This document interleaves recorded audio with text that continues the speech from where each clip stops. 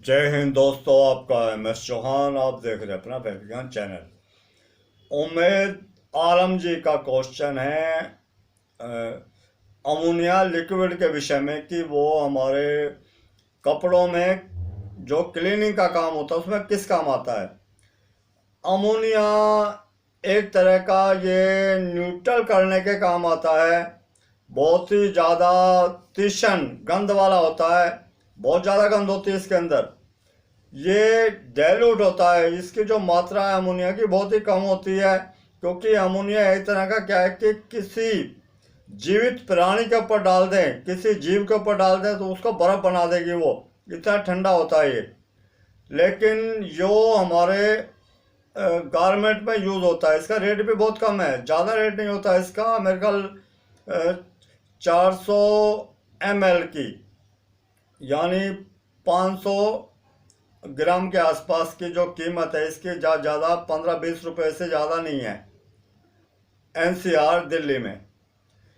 तो ये है क्या, इसका काम क्या होता है कि सबसे पहली बात है कपड़ों को वाइटनेस देता है, वाइट कपड़ों को और ज़्यादा वाइट करता है, इसको जो हम MHDS में लिखते हैं। और दूसरा क्या है कि जो कच्चे कलर के कपड़े, हम मान लो हमने कोई कच्चे कलर का कपड़ा उस पर तेजाब किया या उस पर कुछ भी केमिकल किया, उसको न्यूट्रल करने के लिए हम सोडा यूज़ करते हैं, सोडा एस वगैरह यूज़ करते हैं। एक तो वो कच्चा है और सोडा यूज़ करेंगे और ज़्यादा कच्चा हो जाएगा, क्योंकि सोडा कलर को निकालता है। ऐसी अवस्था में आके हम यूज़ करते हैं ammonia liquid. Ammonia liquid neutral करता है और साथ में ये कलर को निकलने से बचाता है, उसको फास्ट करता है। फास्ट ये नहीं कि फिक्सर नहीं है, ये निकालने से बचाता है, सिर्फ फिक्सर नहीं है। फिक्सर के लिए हम फिक्सर यूज़ करेंगे, उसमें हम एस्टिक एसिड यूज़ कर सकते हैं, नमक यूज़ कर सकते हैं, उसमें हम फेविकोल यूज़ कर सकते हैं। लेकिन अमोनिया का काम होता है कि जो निकलता हुआ जो कलर है उसको रोकना, उसकी रोकथाम करना। बाकी अमोनिया जो केमिकल है, जो रसायन है, उसको आप यूज कब करें, जब आप किसी भी रंगीन कपड़े पर, जब मान लो एक साड़ी है आपकी, आपने साड़ी वॉश करी और उसका कलर निकल रहा है, कई बार क्या कि कलर बहुत ज़्यादा निकल रहा होता है, तो उसको हमने उसमें कोई तेजाब यूज़ किया है और उसको न्यूट्रल करने के लिए हम उसमें सोडा यूज़ करेंगे, वो ऑलरेडी निकल रहा है, तो उसको रोकना कैसे है। उसको न्यूट्रल करने के लिए हम उसमें अमोनिया यूज़ करते हैं। अमोनिया एक तरह का न्यूट्रल करने वाला है केमिकल है। तो जैसे जैसे जैसे आप किसी काम को करेंगे वैसे वैसे आपको उसका अनुभव भी मिलेगा, क्योंकि इंडस्ट्री में बल्क क्वांटिटी में यूज़ किया जाता है ये, किसी किसी गारमेंट पे, ये हम सब पे नहीं करते। कपड़े की जो रिक्वायरमेंट होती है, रिक्वायरमेंट के अनुसार ही इसको यूज़ किया जाता है। इसको क्या, किसी भी केमिकल को, ये नहीं कि इसी केमिकल को। तो उसी तरह और क्वेश्चन कई हैं। सुरेश बछनिया जी का, राजस्थान के रहने वाले, उनका क्वेश्चन था कि सर आप फ्रेशर बच्चों को ट्रेनिंग देंगे और कब देंगे और उसका प्रोसीजर क्या है। भाई मैं ट्रेनिंग किसको देना चाहता हूँ, क्योंकि भाई मैं तो जो वीडियो बनाता हूँ, जो मेरे जो अनुभव है वो शेयर करता हूँ, बाकी ट्रेनिंग मैंने शुरू नहीं की है। आगे आने वाले टाइम में ट्रेनिंग देने का विचार है कि ट्रेनिंग में वही लोग सम्मिलित हों जो इस लाइन से जुड़े हुए हैं। बाकी इस टाइप के लोग इस चैनल से थोड़ा दूरी बना के रखें, जो टाइम पास करते हैं, क्योंकि टाइम पास करने के लिए आपके पास मोबाइल है, मोबाइल में टाइम पास कर सकते हैं, बहुत बहुत वो है।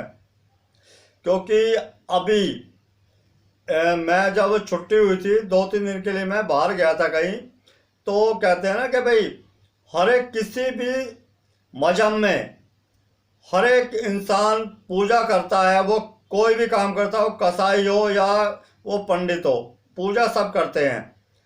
पूजा करके अपने काम पे निकलते हैं, लेकिन और वो करते किस लिए हैं कि भगवान की, ऊपर वाले की प्राप्ति हो, उनका आशीर्वाद मिले।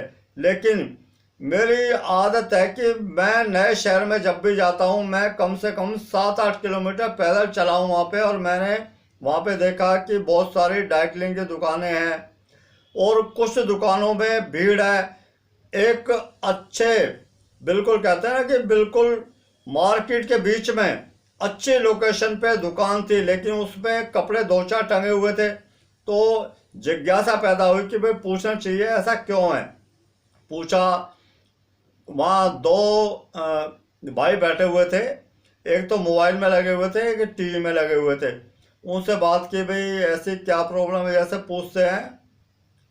तो उन्होंने नज़र उठा के देखा तक नहीं, क्योंकि कहते हैं ना कि भाई अंधे आदमी को तो रास्ता दिखा सकते हैं, लेकिन जो अकल का मारा है उसको रास्ता नहीं दिखा सकते। उनके माता पिता, उनके बड़ों ने जो वो दुकान बनाई होगी उससे उन्होंने पूरा परिवार पाल दिया होगा, लेकिन कहते हैं ना कि एक बाप सारे परिवार को, 5-6 बच्चों, 5-6 जितने भी है पूरे परिवार को पाल सकता है, लेकिन सारे मिलके एक माँ बाप को नहीं पाल सकते। उनकी जो धरोहर है उसको भी वो सुरक्षित नहीं रख सकते। ये क्या कि इसे कहते हैं विरासत। विरासत में जो मिलता है, विरासत की कदर करनी नहीं आती उनको। विरासत की जो कदर नहीं करता तो उनको जो मिलता है, सफलता की तो बात ही दूर की है, वो लोग क्या करेंगे क्या नहीं करेंगे ऊपर वाला जाने। लेकिन ये है कि भाई जो भी हमें विरासत में मिलता है कुछ ही मिले, क्योंकि हमारे जो बुजुर्ग होते हैं जो थे इससे पहले क्या थे क्या नहीं थे, क्योंकि हमें उनके जो सपने थे उनको साकार करना है, उनको ऊपर उठा के लेके जाना है। इतनी अच्छी लोकेशन पे उनकी शॉप होने के बाद में उसमें देखा, कह रहा है जी कोरोना की वजह से दुनिया तो चल रही है, खाना खा रहे हैं सब, लेकिन क्या है कि जब कोई आदमी, क्योंकि मेरा कोई ऐसा तो है नहीं मैं कोई प्रचार करता हूँ, कोई बेचता हूँ, कोई मतलब नहीं है। मेरा सिर्फ ये होता है कि जहाँ भी जाते हैं कि मैं कम से कम उस दिन 7-8 किलोमीटर पैदल चला हूँ, सिर्फ इसलिए कि भाई देखूँ मार्केट में क्या है, क्योंकि कभी कभी टाइम मिलता है। तो दोस्तों है क्या कि जो दिल में आता है मैं आपसे बात करता हूँ, और बात करनी भी चाहिए। आप अपने घर पे जो आपके माता पिता हैं अपने काम की वजह से हो सकता है उनको टाइम ना दे रहे, आप उनको टाइम दीजिए, उनसे पूछिए कि उनको तकलीफ क्या है, उनको दिक्कत क्या है, क्योंकि वहीं से आपका जो सफलता का मार्ग है वहीं से होकर गुजरेगा।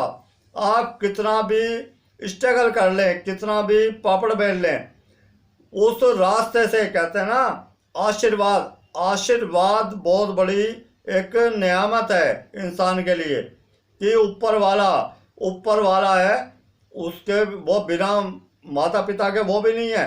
क्योंकि जब माता पिता को ही आप नाराज करोगे तो उससे बड़ा कहते हैं ना पाप कुछ भी नहीं है।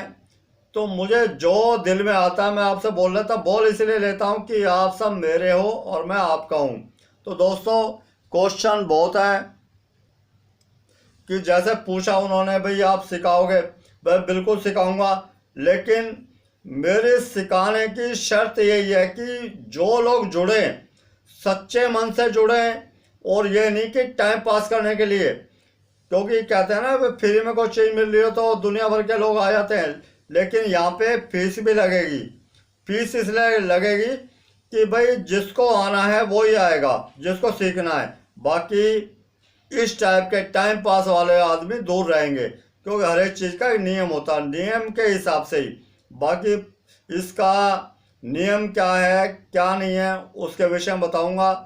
और मेरा जो सोच है, सोच मेरी यही है कि एक ऐसी इंडस्ट्री बनाई जाए जहाँ से जमीन से लेके फलक तक, यानी जब कहते हैं ना जब भट्टी लगती थी वहाँ से लेके और हाई फाई एजुकेशन जो होती है गारमेंट क्लीनिंग की, वहाँ तक।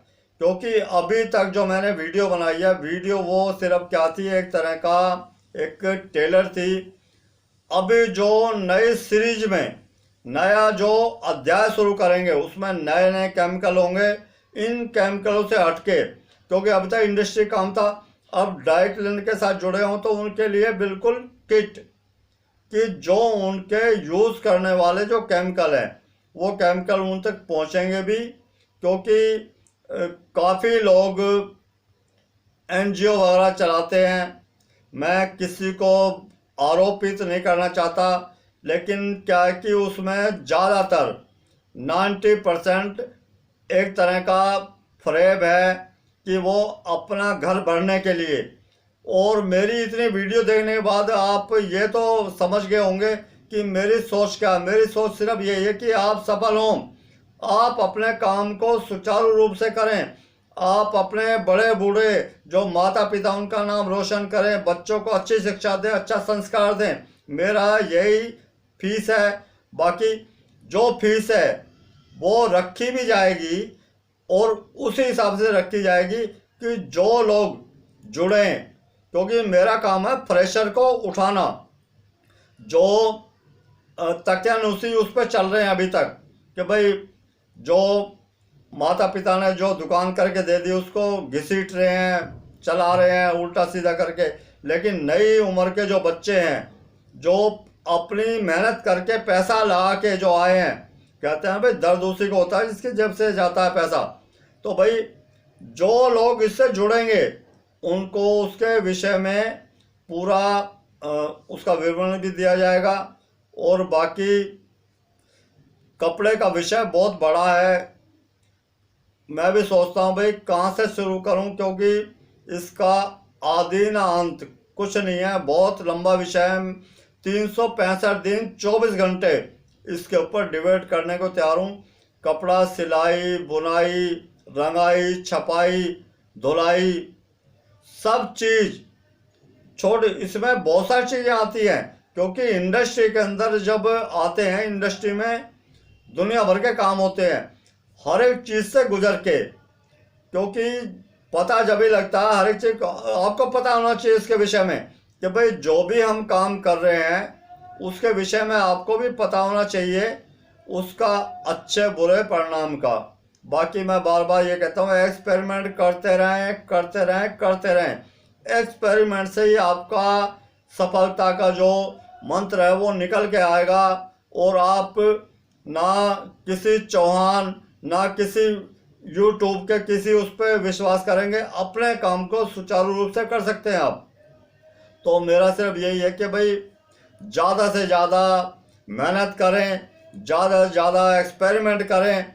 और बाकी कपड़े के विषय में कोई भी आपका क्वेश्चन हो आप मुझसे शेयर कर सकते हैं। मिलते हैं दोस्तों फिर ब्रेक के बाद। जय हिंद, जय भारत।